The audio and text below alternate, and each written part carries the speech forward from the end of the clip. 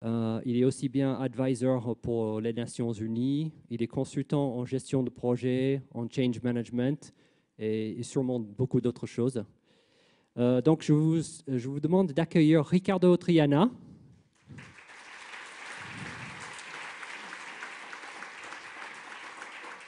Juste un dernier mot. Donc, Ricardo, il a appris le français il y a longtemps, mais il n'a pas eu trop d'occasion pour pratiquer. Donc, il va nous expliquer en quelques mots. Et puis, il va faire la présentation en anglais. Merci, Ricardo. Merci d'être venu. Je peux parler en français? Oui. Originalement, je suis professeur de la langue française. Mais je ne pratique pas. Je parle français seulement avec mon fils. Et il habite à Paris. Mais chaque fois que je parle français avec lui, il dit que je parle français avec un accent mexicain. Et il est terrible. Et additionnellement, je suis timide. Je précise des tequila pour parler bien le français.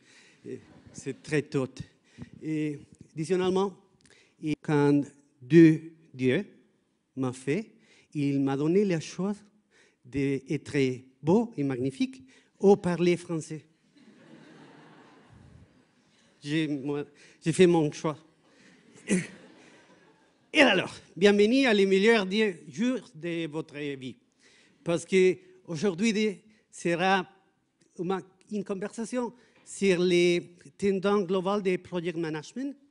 And I'm going to change to English now, okay? Too much French. Thank you.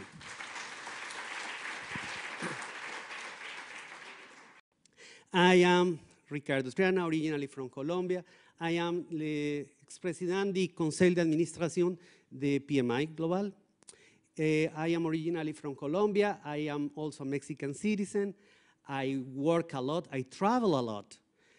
And I think that that's the conversation that I want to have, is what's going on in the world, what's going on in Europe, what's going on in France, and I hope to have a conversation with you about what's going on in project management. And I'm going to be showing the results of some research that we have done in PMI. I also would like to just have a conversation about my experiences, but I also would like to just listen from your experiences, because the people that it's in France, you know what's going on in France. So I prefer to just have this conversation. If you want to just use Twitter, you can use Twitter, and you can actually use the hashtag of the PMI forum, that it's, I guess, PMI forum 2015, which, okay, you have it. That's PMI, and that's my name in Twitter if you want. So why we talk about this?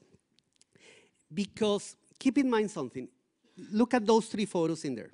The first one, this one, it's called Pepper. Pepper, it's an emotional robot. It's a robot that is able to respond to your emotions. So if you are happy, the robot is happy. If you are sad, the robot is sad. It's able to respond to whatever the other person, the human, is doing. And that's huge. And that requires a lot of programming, of course, but the technology behind that, it's great. And take a look at this one. This one is called Asimo. Asimo, it's a robot that it's able to do an orchestra, manage an orchestra, and it's able to see when someone is doing an error and correct it. And you say, now enter you, okay, because this guy is doing it wrong. And now you, and that requires a lot of artificial intelligence. Or take a look at that one, that there was a computer called Eugene. Eugene was able to pass the test of the Alan Turing for artificial intelligence and tricked a lot of scientists to just make them believe that it was actually a real boy, a 13-year-old real boy. So, but it was a computer. And what I'm talking about this, because when you say three different kinds of technology that are innovative, that are different, that are creating a lot of things in the world, 3D printing, for example, that you are going to be talking today, can you imagine how fast the world is changing? And that requires a different set of skills. It's not the same. I don't think that in the future, in the short future, we will be replacing project managers with computers. But we will be fighting against them, okay? Because the data is gonna say something and I'm gonna have a different thing. So how we are gonna be working with that, how we are gonna be taking advantage of all this data, artificial intelligence, that's the world we live right now. Additionally, by 2020, right now, according to our numbers in PMI, in the world we have like 51 million people that work in project management. Not project managers, but people that has risk management, project management, schedule management, okay? 51 million people in the world. But project managers, by 2020, we are gonna be requiring like 15 million people, just project managers. And that's huge because we are not producing so many people right now in the universities. So we need to be prepared for that. Additionally, population is getting old. In all the countries, and especially in Europe, more people is getting old, which is great.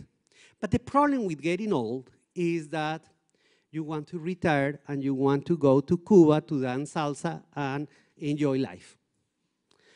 And that requires that if you want to leave, someone else has to be prepared to take your place.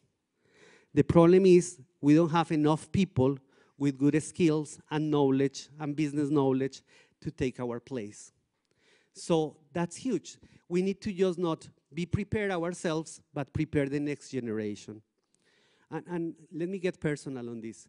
That's the reason I have my son in here, because it was good to see him. He lives in Paris, but also because he's interested in project management. He's actually a member of PMI here in France, and because it's great to have the next generation in here, because otherwise, who's gonna replace me?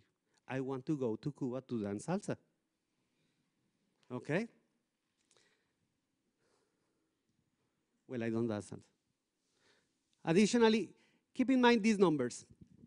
When you talk about projects that have been completed on time, on budget, that are according to the goals, that the objectives are complete, you have globally how many projects of these have been successful compared to Europe. Look at the numbers. Europe is actually lower than the rest of the world, in average. And that's a problem. And let me ask you something, just think about it. If we have been talking about project management, if we have PMI, if we have other associations, if we have been training people and etc. for like 20, 30 years, 40 years, why the results haven't improved? What's missing in there? Because we should say, okay, we should have now results that are like 80% of the projects are okay, and only 20% fail, but that's not true. And I'm gonna just talk about the things that are happening in the world to just try to solve the issues that we have right now, okay? When I say tendencies, is what's going on in the world for solving that problem of not being able to produce more projects successful, okay? It's terrible not to have the clicker, okay? So, how many of you are members of PMI? Can you please raise your hand? Okay, thank you. How many of you are not members of PMI? Okay, I have a conversation with you. Let's talk in the happy hour, okay? It's why you should be members of PMI. Not because of the membership. It's because it's better when we work together. Unis, nous serons invincibles. Ça c'est bien? Together we are stronger. When you have someone anywhere in Grenoble, in Lyon, in Marseille, in Paris, in Frankfurt, in China, in Colombia, in Brazil, in Miami, when you have someone that is suffering the same problems that you, then you realize that there is value on being part of an association, because everyone has the same problems. You have a terrible client, I have terrible clients. You have users that don't understand project management, minds don't understand project management. It's the same problem everywhere. It's easier when you have that connection.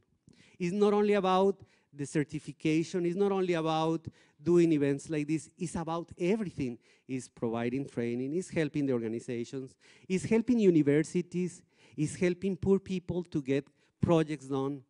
For me, that's all about PMI. And one of the most important things that I always say about PMI is, why don't we change the language with the executives? Because, of course, we like the PMBOK, okay? If you are project managers, you like the PMBOK. The PMBOK has time, cost, risk, stakeholders. The problem is that the executives, they don't talk that language. They don't care about PMBOK.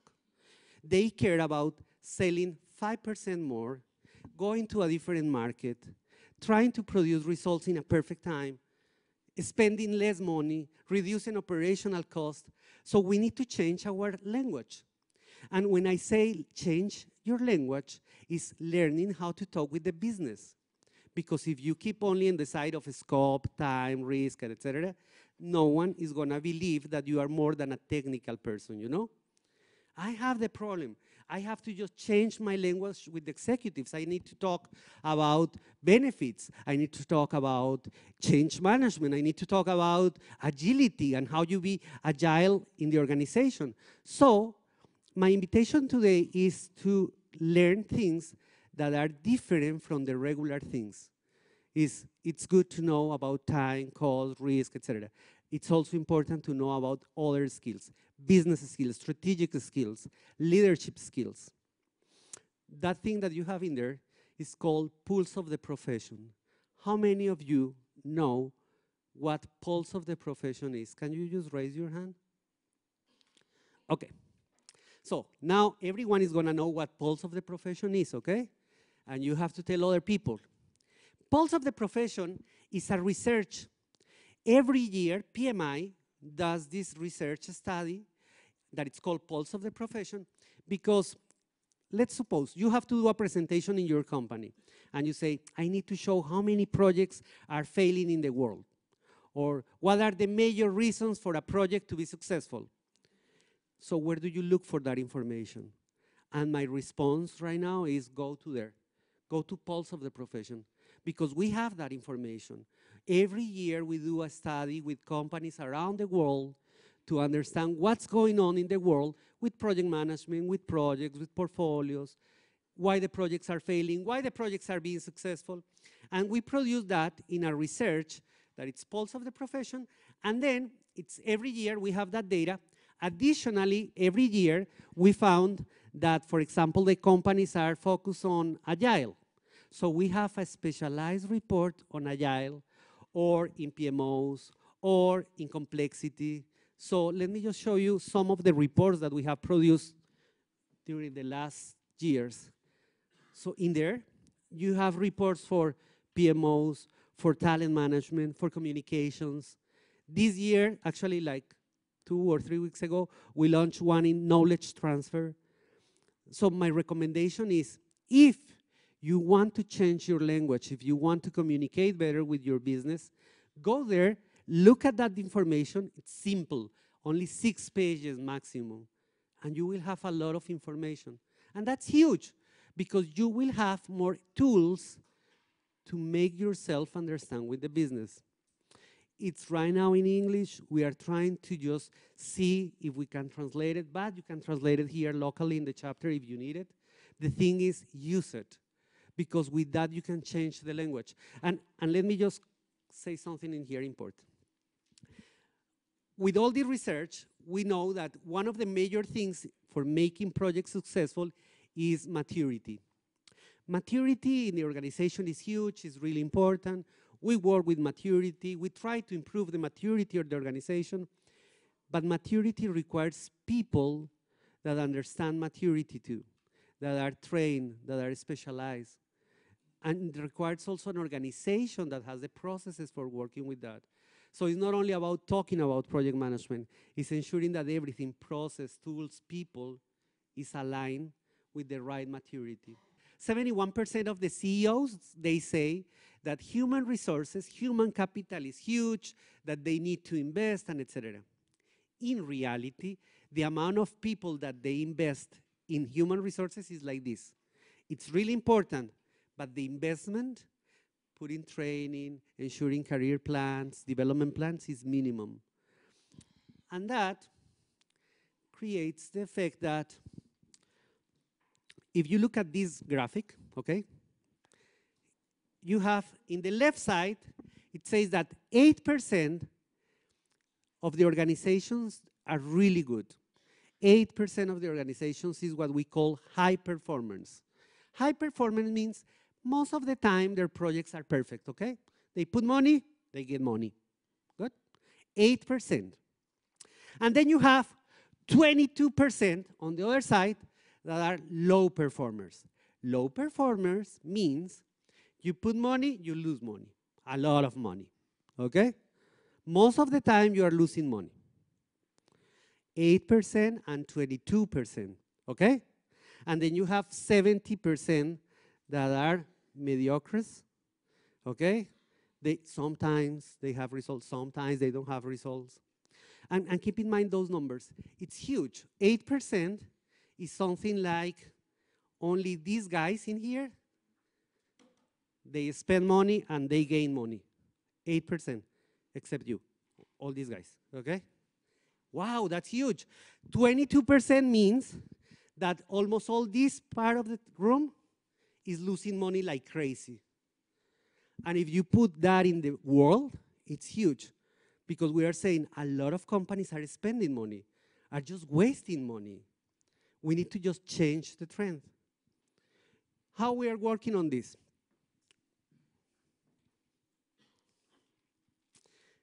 One of the things that we found is that essentially we need to just get back to the basics.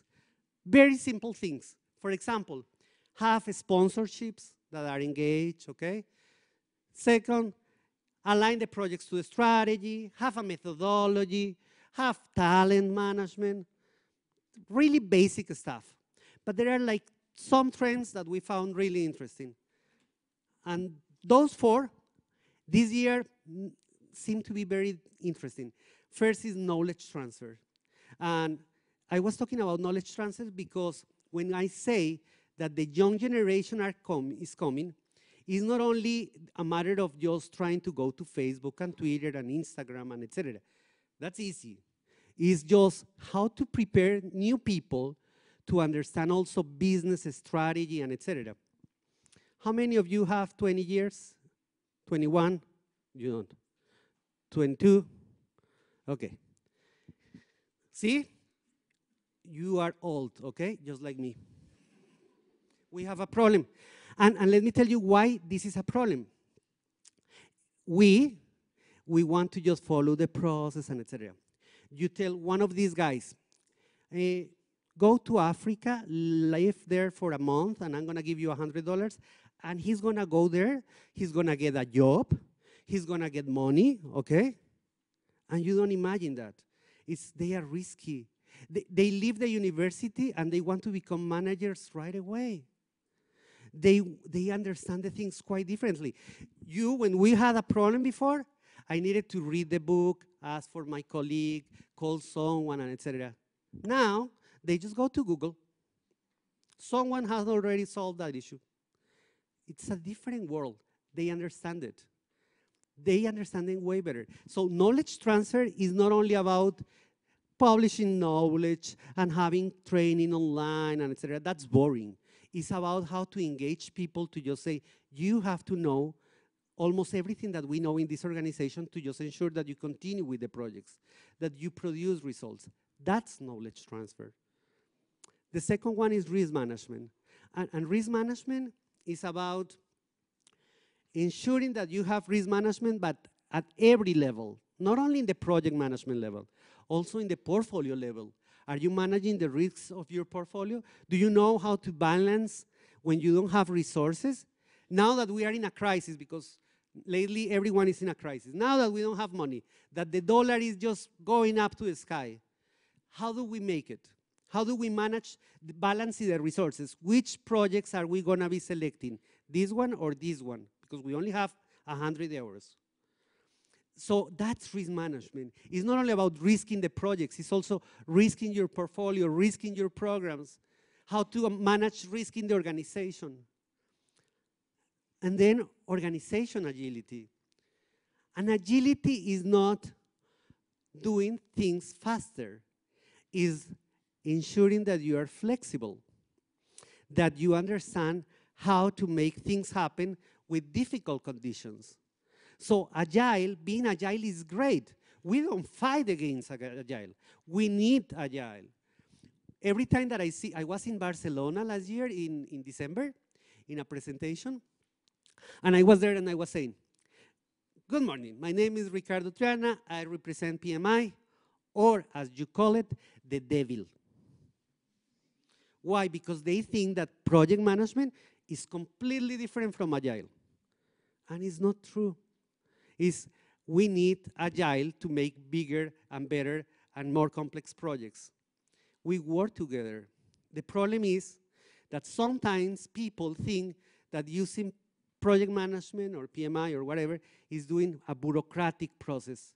You have to follow 47 processes with 300 tools and 700. Why? It just adjusts to your reality. If you don't have enough users, if the users don't understand, maybe you don't do all these requirements management the same way. Maybe you have to adjust. That's being agile.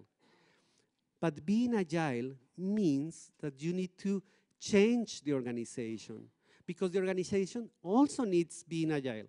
It's not only about the project in IT. Doing software agile, it's easy. This guy here, the CEO, when he says, I want to have a date, and this guy says, no, we have iterations and we have the stand-up meetings, etc. They don't understand that. They want the date. So you need to be agile in the project, in the portfolio, in the organization. Make sense?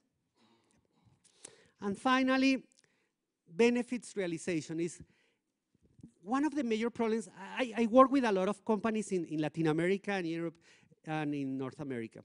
But one of the major problems that I found in private and public projects is that you have the project, you finalize the project may be on time, on budget, everything is perfect, but then no one is using the software.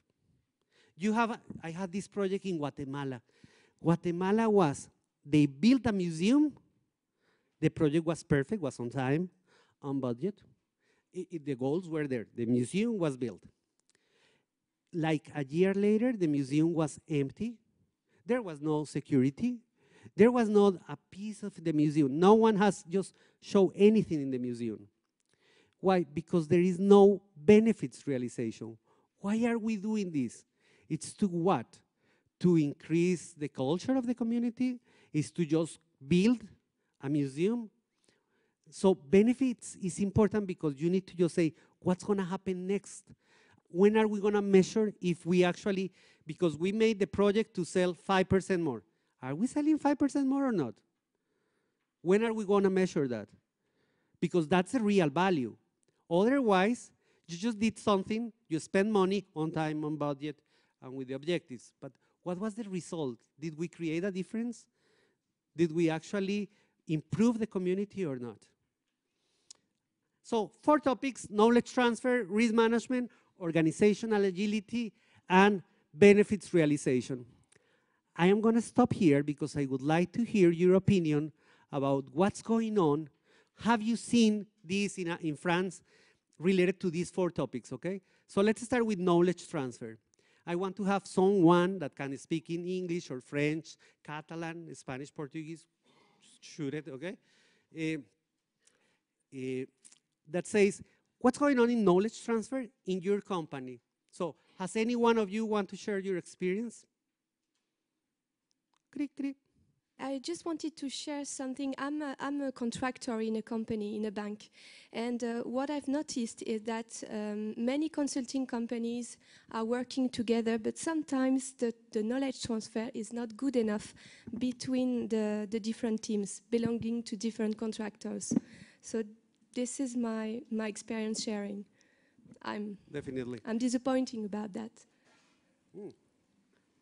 But that's a problem everywhere, because people tend to think that doing knowledge management is just putting a SharePoint site where you can just share documents.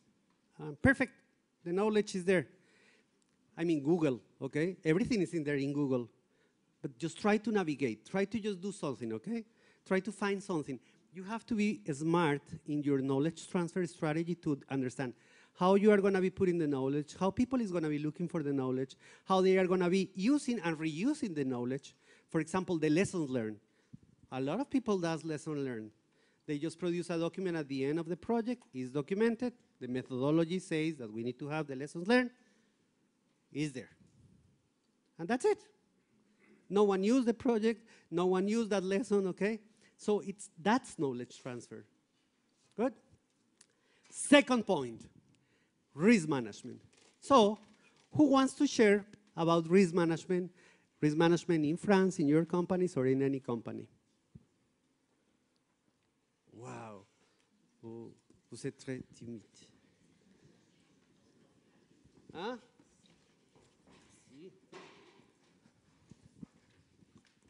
Souvent, la gestion des risques est poussée de côté parce qu'on est tellement occupé à régler les problèmes qu'on ne passe pas le temps nécessaire pour régler les risques. Alors que ce serait un bon investissement parce que si on passait un peu de temps sur la gestion des risques avant, on éviterait pas mal de problèmes après.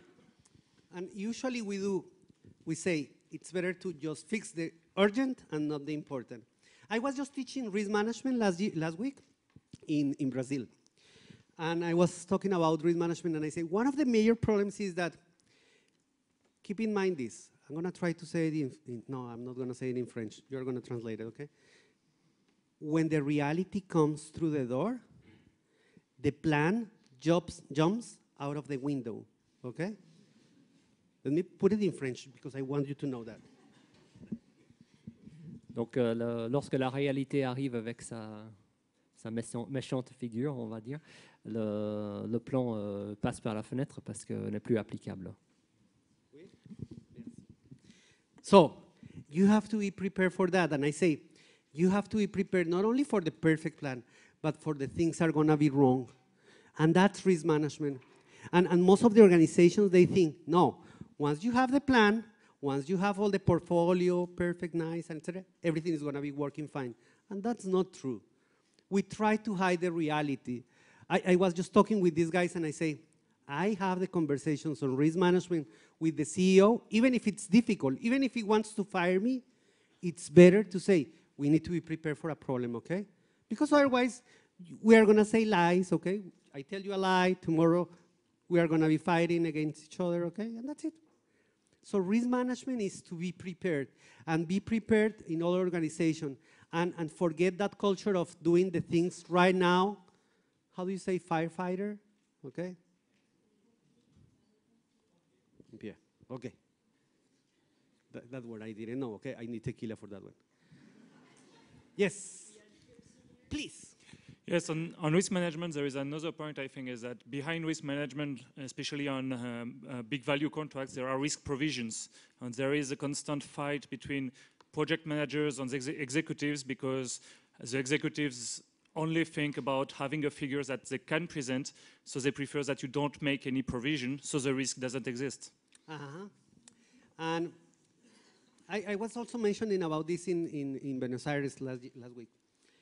One of the things that we need to do as project managers is we need to be like a cat, that whenever you throw a cat, the cat always fall in their feet, okay?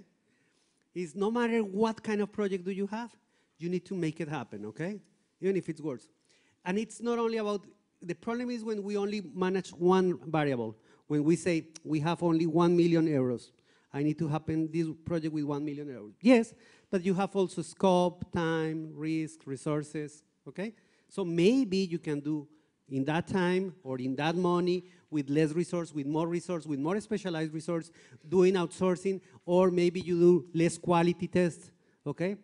It's just play with all your variables. And that's actually what I say about risk management. It's not only about completing a risk register, that's useless.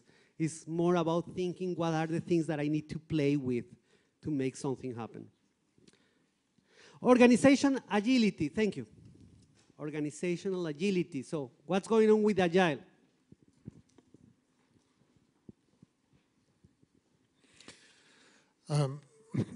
Usually when we have a new issue, something that happened, a problem that happens for the first time,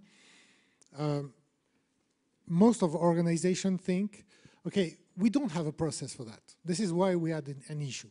Okay, so let's put in place a process. The problem is that as things are getting more and more complex, we are facing new problems and more problems who are completely new, and it's impossible just to put processes for everything. And processes in the same time are bureaucracy. So maybe the solution for more agility is to leave people find the solutions to the problems without too much bureaucracy. I think that some people are going to talk about this today, later on, but, and there are many initiatives like that, and in France in particularly, there is an initiative called liberated companies, free companies, where people are set free but responsible at the same time, because it's not only about freedom, it's also about responsibility to manage the problem once they are, when they are raising, let's say. And it's a balance. It's between having processes that orient the organization and having people that it's able to make decisions. So it's like if you take 40 doves? How do you say doves? Paloma? Huh? Crow. Okay, doves, okay? Birds. And you just take the 40 birds in here, and you just open the door and you say, fly, try to do something beautiful. Whee! They are going to fly everywhere. They are going to fly away. You have to prepare the organization. It's, of course, they can make decisions if they don't have processes, but you need to just create the environment for that. You have to train, you have to say how to react to certain things, and then you can leave the organization to be more agile, to be prepared. Otherwise, if you just think that agile is not doing processes, then you are creating a bigger problem. Because everyone is going to be having a different idea of the organization, a different idea of the project, a different idea of the objective that we wanted to just show. Is having flexibility with the right balance of flexibility. And finally, benefits realization. I would like to just hear your opinion on how many projects in your real life talk about sustainability. What's going to happen after we deliver the project, the software, the building? Do you talk about that? How do you measure benefits? In benefits, not time, not cost, benefits. Anyone? Okay. Let's hear Ron, okay? I'm going to go with you. Bonjour, Benoît Godbout. Je suis Canadien, donc vous allez comprendre mon accent. Je peux parler de l'expérience nord-américaine sur la gestion des bénéfices. C'est un sujet qu'on parle depuis 25 ans. Tout le monde veut capitaliser sur la valeur, la création de valeur au niveau des projets, mais il y a une dualité importante qu'on ne réussit jamais à franchir. C'est les opérations des business lines qui, eux autres, mesurent la valeur et ceux qui le réalisent, qui la livrent, le chef de projet qui réussit son projet et qui le termine et qui finit. Par définition, il passe au prochain. Donc là, il faut une entité qui soit capable de le mesurer et ce n'est pas toujours évident. Et il faut être capable aussi de collecter l'information dans les business lines qu'on n'a pas tout le temps parce que les opérations se poursuivent pour un laps de temps qui peut être plusieurs années. Donc, c'est toujours l'enjeu. On est toujours pris avec ça, puis on ne réussit pas à s'en sortir. L'enjeu qu'on réussit, c'est lorsqu'on met un bureau de projet qui a une composante gestion des bénéfices. Là, on est capable de le mesurer, mais il faut avoir une portée avec la haute direction, le CEO et le président de l'organisation. Autrement, on n'y réussit pas. Donc, c'était mon commentaire. Merci. Thank you. And as you were mentioning there, is about this is actually the part where the business skill is really required, is when you say, why do we do projects?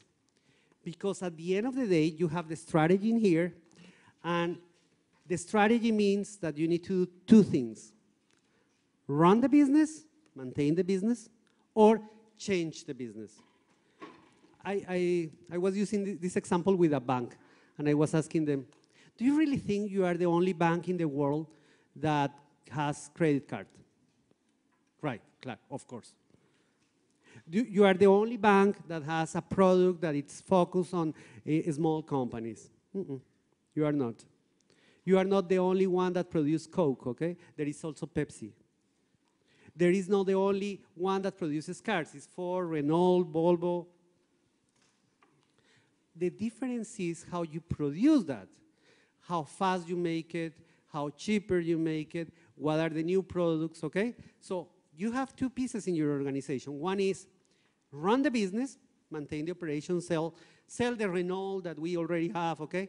Sell those, ship them everywhere, but we need to create a new one, okay? The one that it's gonna be just using less gas, or the one that it's gonna be electric. Run the business, change the business. And the benefits is attached to just say how we are changing the business. It's not so much on the operations side, it's more in the business side. So let me just skip these slides, okay, because these were just for conversation. Another trend that we have is PMOs. PMOs. Of course, more people is using PMOs. But the thing is, I don't know here, and I would like to just hear your opinion. What I have seen is that the PMOs, the regular PMO, it's changing. Either they kill the PMO because they don't see any value on the PMO. When they think about PMOs, PMOs is a group of nerd people there that they produce status reports and a lot of yellow, green, red, etc., and graphics and risk, and they have the responsibility of completing clarity or HPView, whatever, okay? And it's technical. So the organization say we need a new PMO. Either they kill this PMO or we create another one that it's more strategic. This is the PMO for they call it a strategic PMO, enterprise PMO, etc. That it's a different kind of PMO. So right now what I see is more people using PMOs, but they are increasing the difference between these. I'm not gonna talk about this because I'm running out of time. But let me just go to something that it's really important. We talk about this one. When we talk about project management, when you talk about being a project manager, we usually say we need to have knowledge of PMBOK, the program management standard, the portfolio management standard. But the thing is, that's technical. What we have found is that the employers around the world want you, require you, need you to have skills also in the business side. If you don't understand the business side, if you don't understand about the strategy, if you don't understand how strategic planning occurs and how that's linked to projects, if you don't understand also leadership skills, if you don't know how to negotiate, how to work with others, how to make it happen, how to just say, I have people in India, in Brazil, in US, in China, and they work differently. It's different to be working here with you than having a conversation. It's difficult when I try to make things happen and you start screaming or yelling, okay? How to deal with those things. So being a project manager is a combination of these three things: technical project management, business and strategic skills, and leadership skills. So I was saying at the beginning of this that my invitation is to just change our speech, to just make it different, and just ensure that you acquire skills in technical side, in the business and strategic side, and in leadership side. And let's do something to change the world for real, okay? Merci beaucoup. Merci, Ricardo.